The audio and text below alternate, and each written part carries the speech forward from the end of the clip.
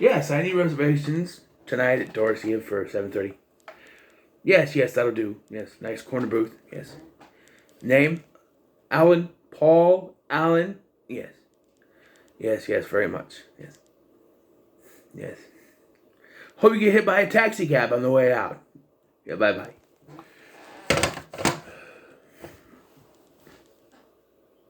American Psycho is directed by Mary Herron, stars Christian Bale, Jared Leto, Justin Theroux, Josh Lucas, Samantha Mathis, and Reese Witherspoon.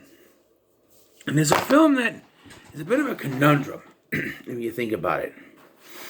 It's not a straight up slasher, although some would categorize it to be because there are some slasher elements, but it's also more of a psychological horror film, if you think about it as well. And the ending is one of the most confusing things I've ever seen on film as to whether or not it actually happened. And watching it this time, watching other people's reviews, it putting things together, it does kind of make sense a little bit.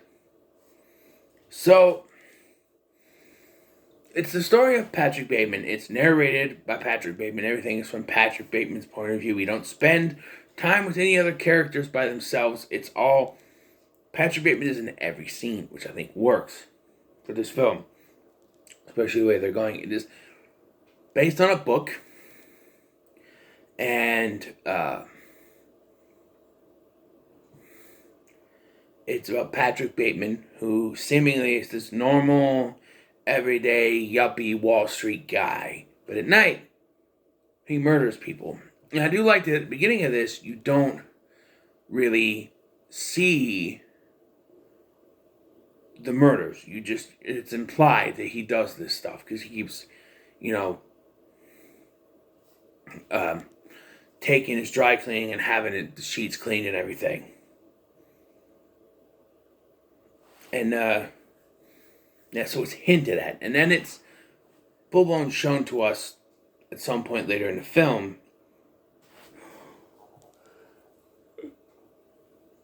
It's 11:16 a.m. Why are you yawning? Shown to us in the film that he is committing these murders, or at least what we are to perceive. And I do have a theory on this when we get to the ending, but it's very... There seems to be two minds of the ending to this. So,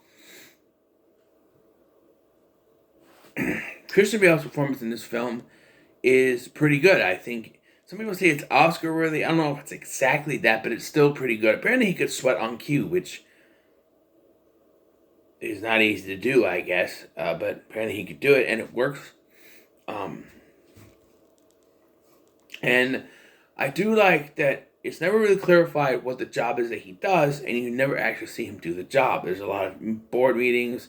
They're sitting there comparing business cards. He's in his office a lot, listening to music on his Walkman, which this is a movie that takes place in the 80s. I'm assuming late 80s, 88, 89, because he does mention something about 1987.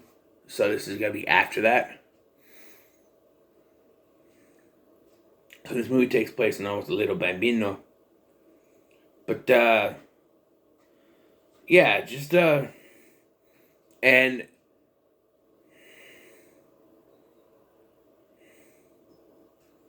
it doesn't lean one way or the other on whether or not he actually does this stuff. There are some disturbing things in this, so I wouldn't recommend it to everyone. If you're a slasher fan, if you're a horror fan, if you like gore, you'll get it. They actually had to trim down some gore, and even though this is the uncut version, I think it's only uncut because of the sex scene that they extended in this, because they had to take some out, or it would be a NC-17, which NC-17 or X or whatever. But yeah, and here's like it. There's some moments like the most infamous moment in this film is where he kills Paul Allen, Jared Leto's character, where he takes him to his apartment, and he's got like newspaper, laid out. He's got a raincoat on. He's talking about Huey Lewis in the news. He starts playing Hip to Be Square, and he's like, "Oh, Paul," and he chops him up with the axe. You don't really see the gore, and yes, this was 2000s. But at this point, there was gore back in horror films. So I don't know, maybe it wasn't the point.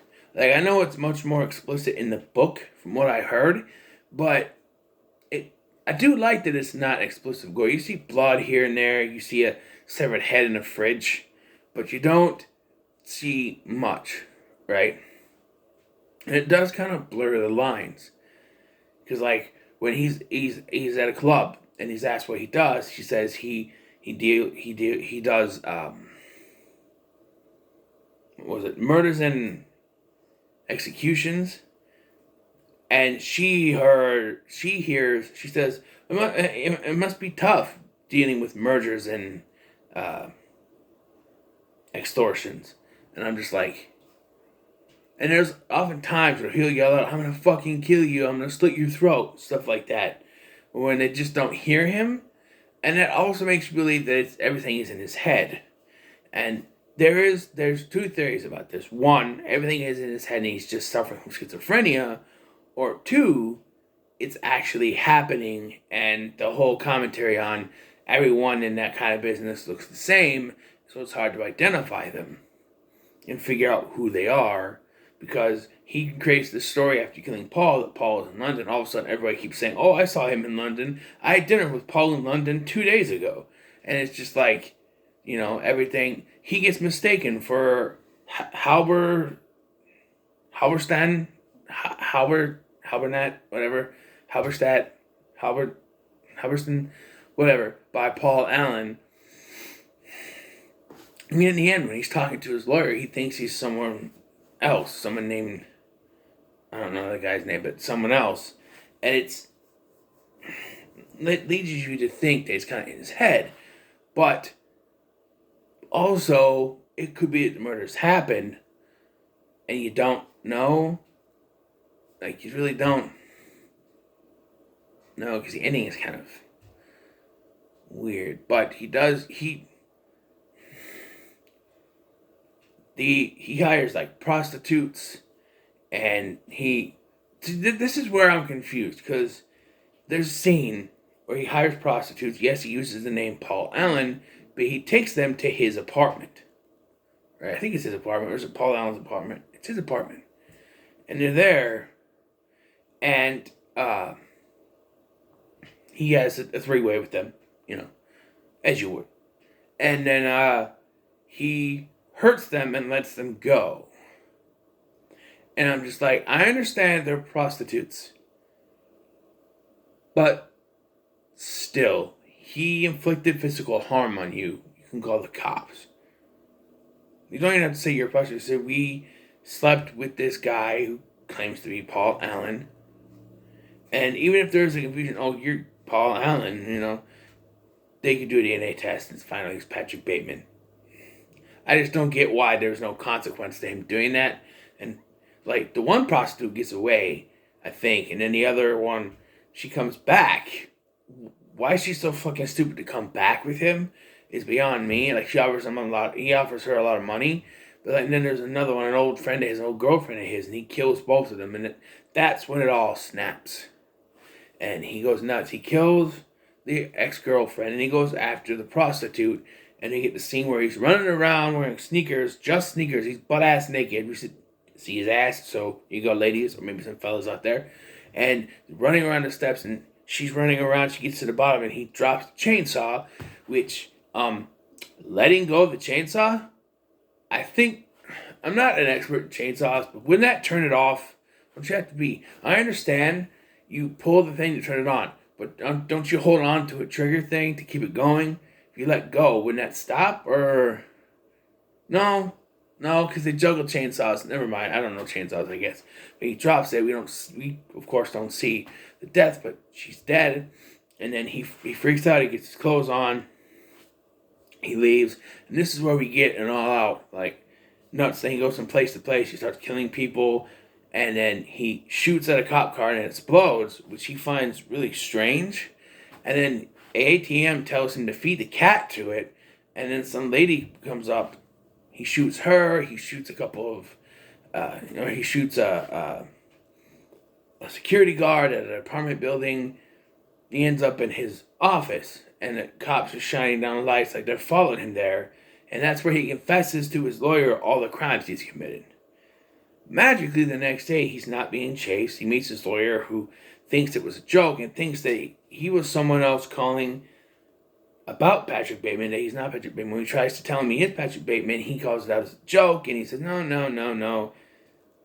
And then you're left to wonder, was it real? Before I get into that, there's one more scene I want to talk about. A scene that probably wouldn't work in today's society. It's a scene where he tries to kill the character of Lewis. See, he is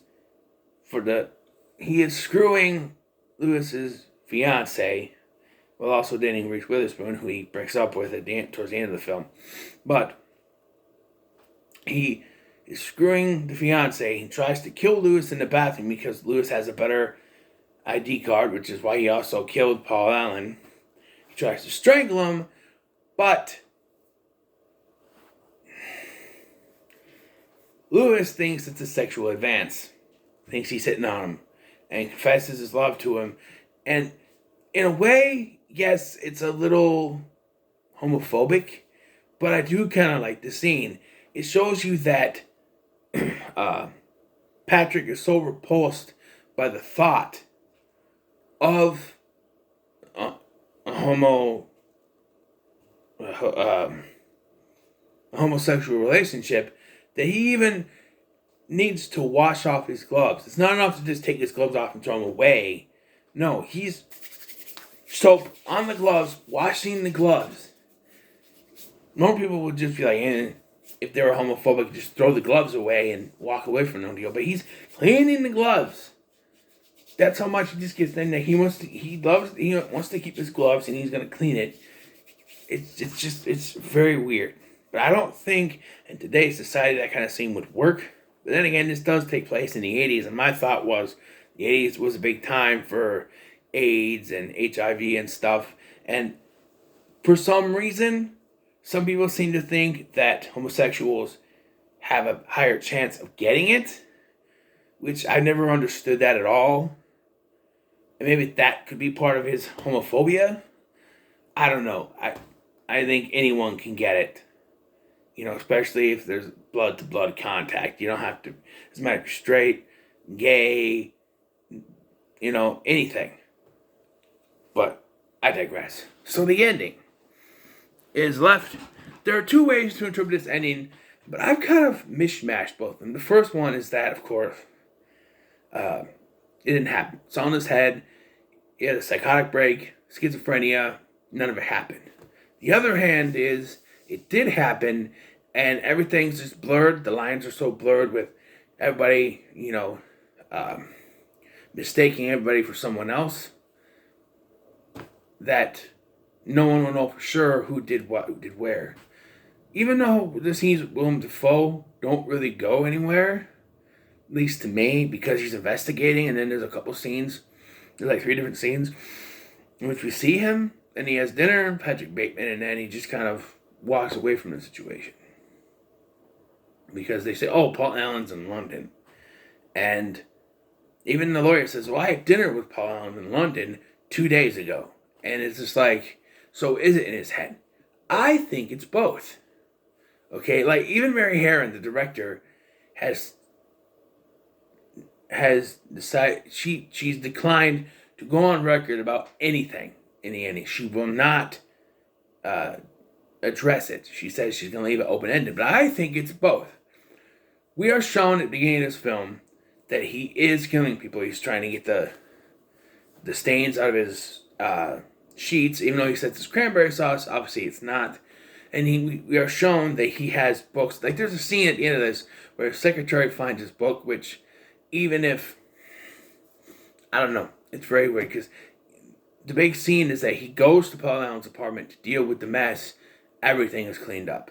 Now, something that one of the reviews I watched addressed that I didn't catch either time was that it seems to be that Patrick Bateman's father is the one that got him the job, and he's a big guy, he's got connections, and that, so it could be construed that when he called the lawyer called the father, they conspired to clean everything up, And then when the lawyer met him, he fed him his alibi. No, I had dinner with Paul Allen in London 2 days ago. And, the whole thing. Oh, that was a joke. That was funny. So it could be him. Even the actor they got is an actor that could convey this, something sinister going on, but I'm going to play it cool. That sort of thing. But again, I think it's both. He committed the murders, except for at the end. I think after he killed the prostitute and his lady friend, that's when he snapped. Everything from that point, him killing the security guard, him killing the lady, seeing the thing defeating the cat, the shootout with the cops, when the thing explodes, he's very confused as to why it did that. Because everything has been grounded in realism, and now that's more like a movie explosion. And so he gets to the thing, and I think at this point he's hallucinating the cops coming after him. And I think, because if the cops were coming after him, they've seen his face. I know the whole blur the lines thing, but still, they've seen his face. They know where he went. According to this scene, they followed him to his office, and it just goes away. So I think everything after he kills the prostitute and the lady friend is in his head.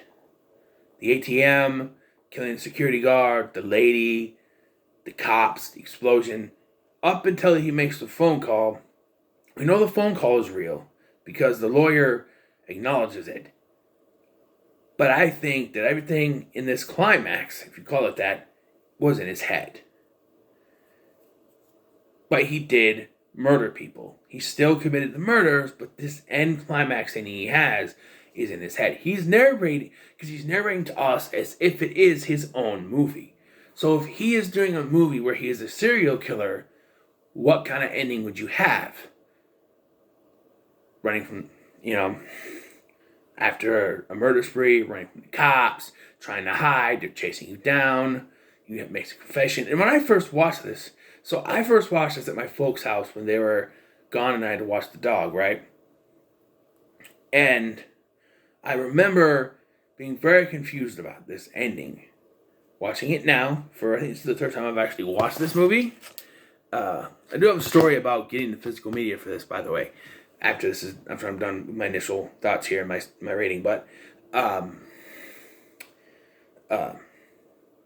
very confusing about the ending. Now watching it now, I think it's simple. I think everything is being told from his point of view. So not everything that we see can be construed as real. It's his point of view, it's his story. And I think the ending where he's running from the cops, he's killing people, that's his movie ending. The ending to his movie, to his story that he wants it to end. If I saw this for the first time, I thought he was going to die in a cop shootout. But I knew there was a sequel, but it didn't happen that way, and the ending was very confusing to me. But I think that's what it was. This whole cop chase, because if the cops had chased him, whether the lines are blurred or not, as to if they can recognize each other or not, he'd be going to jail. They followed him to his office. They'd come in, guns blazing. He'd either be dead or be going to jail, bar none. They apparently followed him there. But then the next day, everything is gone. Everything's taken care of. And it could be the lawyer, the father thing, what have you.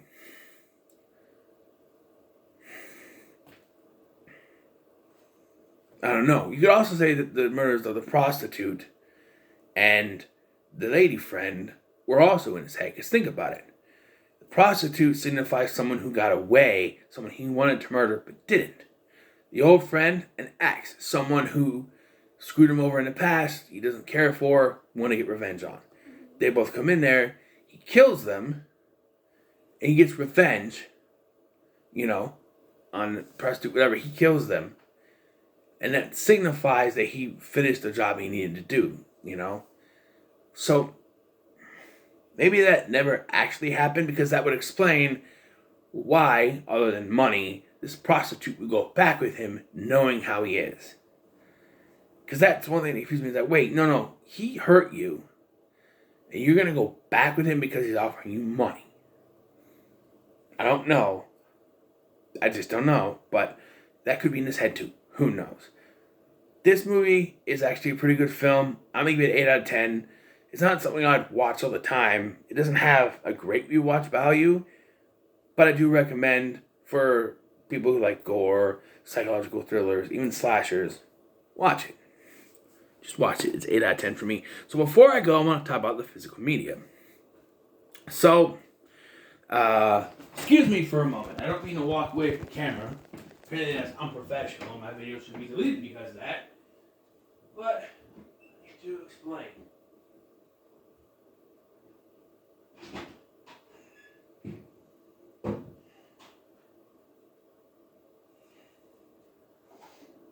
So, shortly after I watched the movie on the cable channel, like HBO or something, at my folks, I wanted to buy the Blu-ray. So I bought it, this one, off of eBay. It was very cheap. And while I did question why, I was like, you know what, it's cheap, I'll get it. So I got it, I put it in, and it took me to the menu. But there was no options. You just saw the acts, the pictures. There was no menu. There was no options. Nothing to do. You couldn't play it. Tried several times. I even tried putting it in other Blu-ray players, my Xbox. Nothing. It would just show the menu. So I looked it up. Apparently, the original Blu-ray had a defect. It was one of the earliest Blu-ray releases from Lionsgate, and it had a defect. After a while, it just wouldn't work. Either it wouldn't load up, or you get the menu like that, it just wouldn't work. So frustrated, I went back to eBay and I bought the DVD. So this DVD, which is also the uncut version, is the only one that I had. And then, thank the Lord, they released the 4K. So now I got the Blu-ray again. And the Blu-ray, this Blu-ray, at least for now, who knows, maybe it's a new version, it looks exactly the same. But it works. I watched it twice. It works fantastic. The sound is great. The HD is good. I don't have a 4K player, but I know I had to get the 4K for this. Look at that's a shiny sleep cover right there. But yeah. So, what are your thoughts on American Psycho? Leave in the comments below. Make sure to like, share, and subscribe. Thank you for watching. I've been Scotty, and if you excuse me, I need to return some videotapes.